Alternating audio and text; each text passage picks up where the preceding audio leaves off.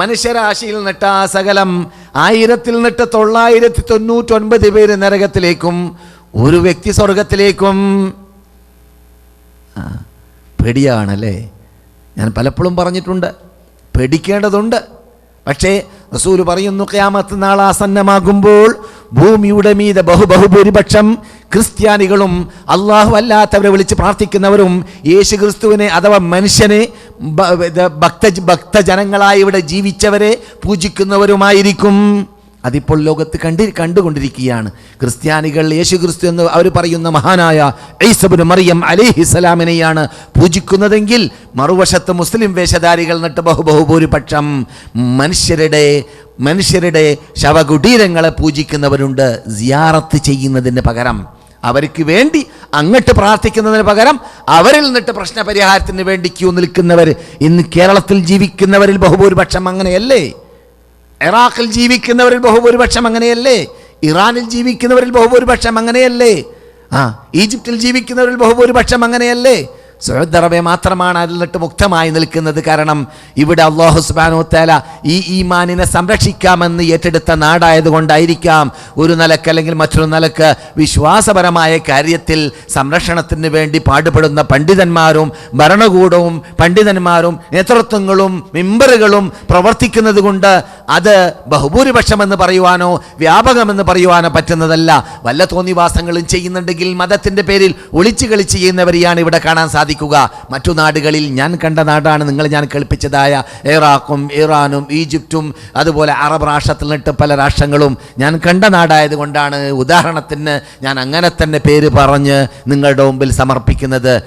അതൊരു പച്ചപരമാർത്ഥമാണ്, യാഥാർത്ഥ്യമാണ്. ഞാൻ ഈജിപ്തിൽ പലതവണ പോയപ്പോഴെല്ലാം ഹോട്ടലിൻ്റെ മീതെ ലോഡ്ജിൻ്റെ മീതെ നിന്ന് ശബ്ദ കോലാഹലങ്ങൾ എല്ലാ ദിവസവും ഏകദേശം 8-9 മണിയാവുമ്പോൾ കേൾക്കും. വാതിൽ തുറന്ന് നോക്കിയാൽ ഏതെങ്കിലും ഒരു ആഘോഷം, ഏതെങ്കിലും ഒരു ചാട്ടം, ഏതെങ്കിലും ഒരു റോക്കർ റോള്, ഡാൻസ് ആടലുകൾ, ഏതെങ്കിലും ഒരു രൂപത്തിലുള്ള ആഘോഷങ്ങളാണ്. എന്താണ് അതിൻ്റെ പിന്നിൽ പ്രവർത്തിക്കുന്ന? ആരാണ്? 100-ൽ 95% മുസ്ലിങ്ങൾ ജീവിക്കുന്ന നാടാണത്. 100-ൽ 95% മുസ്ലിങ്ങൾ ജീവിക്കുന്ന നാട്ടിലാണ് ഫറോവയുടെ ഫറോവമാരുടെ കാലഘട്ടങ്ങളിൽ എത്ര ആഘോഷങ്ങളുണ്ടോ അതെല്ലാം ഇന്ന് മുസ്ലിങ്ങൾ കൊണ്ടാടുന്നു. അതിലെല്ലാം അനാചാരങ്ങൾ തന്നെ. അത് പോരാത്തതിന് ഇസ്ലാമിൽ ഇല്ലാത്ത അനാചാരങ്ങൾ കെട്ടിയുണ്ടാക്കി ഹുസൈൻ്റെ പേരിലും സിത്ത് സൈനബയുടെ പേരിലും എല്ലാം അവിടെ വലിയ വലിയ തീർത്ഥാടന കേന്ദ്രങ്ങൾ കാണാം. കേരളക്കാർ ലജ്ജിച്ചു പോകും കണ്ടാൽ. അത്രയും വലിയ തീർത്ഥാടന കേന്ദ്രങ്ങളാണ് അവിടെ അൽ അസ്ഹർ സർവകലാശാലയുടെ നാട്ടിൽ. അൽ അസ്ഹർ സർവകലാശാല 1000 കൊല്ലം പഴക്കമുള്ള സർവകലാശാല ഉള്ള നാട്ടിൽ ആണ് ഈ സംഭവിക്കുന്നത്. ഞാൻ അവിടെ ചെന്നപ്പോൾ പലപ്പോഴും ഞാൻ പറഞ്ഞിട്ടുണ്ട്, ഇവിടെ എൻ്റെ അനുഭവം ആയതുകൊണ്ടാണ്. ഏകദേശം 25 വർഷങ്ങൾക്ക് മുമ്പാണ് ലാസ്റ്റ് ഞാൻ പോയത്. 21 വർഷങ്ങൾക്ക് മുമ്പ് ഒരവസരത്തിൽ ഹുസൈൻ പള്ളിയിലേക്ക് നിർബന്ധിപ്പിച്ചുകൊണ്ട് ഒരു സഹോദരൻ എന്നെ കൊണ്ടുപോയി.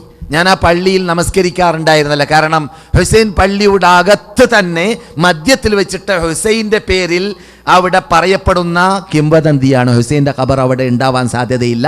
ഹുസൈൻ റളിയല്ലാഹു തആല അൻഹുവിൻ്റെ തല ഷാമിലും ജഡം ശരീരം കർബലയിലും അവിടെയും ആണ് എന്നാണ് പറയപ്പെടുന്നത്. ഇറാഖിലാണെന്നാണ് ഇറാൻ ഭാഗത്താണെന്നാണ് പറയപ്പെടുന്നത്, ഇറാഖിലോ ഇറാനിലോ. എന്നാൽ ഹുസൈൻ റളിയല്ലാഹു തആല അൻഹുവിൻ്റെ തലയെ ഞങ്ങൾ കൊണ്ടുവന്നു എന്ന വാദമാണ് ഫാത്തിമീസത്തിൻ്റെ ഉടമകൾക്കുള്ളത്.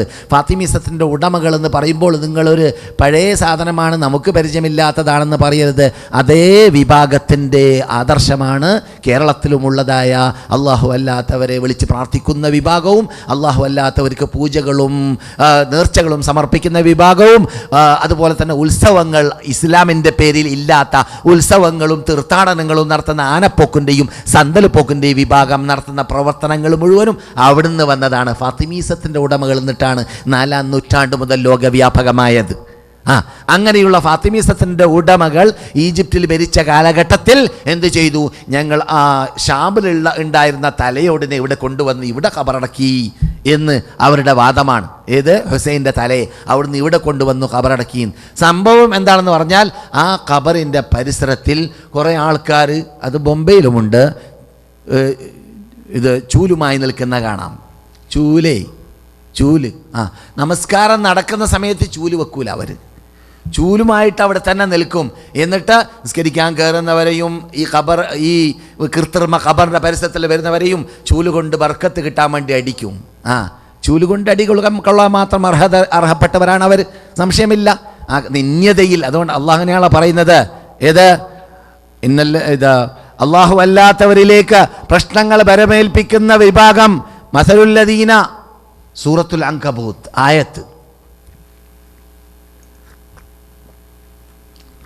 മസലുല്ലദീന ഇത്തഖദൂ മിൻ ദൂനില്ലാഹി ഔലിയാ കമസലിൽ അൻകബൂത്ത് ഇത്തഖദത് ബൈതാ വഇന്ന ഔഹനൽ ബുയൂതി ലബൈത്തുൽ അൻകബൂത്ത് ലൗ കാനൂ യഅലമൂൻ.